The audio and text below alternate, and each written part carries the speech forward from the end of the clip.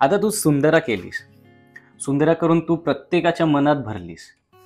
आता हा प्रश्न माझा नाहीये, बरेचसे असे यंगस्टर्स आहेत ज्यांच्या मनात तू भरलीयस, स्पेशली मुलं, तर त्यांचा असा विचार नाही की आर यू स्टील सिंगल, की तू रेडी टू मिंगल आहेस की काय? म्हणजे नाही, I am still single. Okay, म्हणजे ऐकलत ना, सगळ्यांना चान्स आहे, सो अप्रोच होऊ शकता तुम्ही.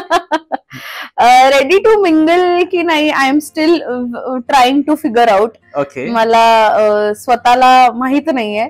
I don't know, I am still open for काय म्हणतो अपॉर्च्युनिटीज. आपण मग जर ऑपॉर्च्युनिटीसाठी तू ओपन असशील तर तुला कसा मुलगा हवाय, कसा आवडेल? म्हणजे आपल्या प्रेक्षकांमध्ये कोण असेल आणि त्या ह्याच्यात मॅच होणारा असेल तर मग कलाकार नसला तरी चालेल, पण कलेला अप्रिशिएट करणारा हवा. कारण आय थिंक ती एक गोष्ट आहे जी तुम्हाला ना खूप ग्राउंडेड ठेवते.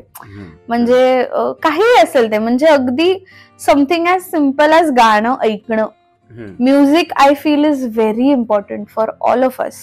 प्रत्येकासाठी, मग तुम्ही एक कलाकार असो किंवा नसो. तर कलाकार नसला तरी चालेल, पण कलेला अप्रिशिएट करणारा, रिस्पेक्ट करणारा असो. लॉयल्टी इज ऍट द पीक, की एकपत्नी एकवचनी असावा.